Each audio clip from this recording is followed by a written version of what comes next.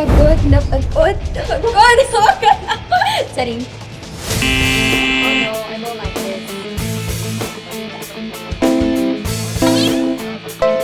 No, kasi muna. Sabi ng kausap. Ba't nakakatawa yung mother? Natatawa kasi ako. Wait lang, namimilipit yung kamay ko sa right. Gusto ko na ba? Sabi, gusto ko na ha. Hindi ko siya sasasuwa. Shanky. Hindi tomato. Namumura ba niya? Masyado akong focus na eh. At tapos nag-breathing exercise tapos. Kasi ako sanay na akong tumatagal sa sakit eh.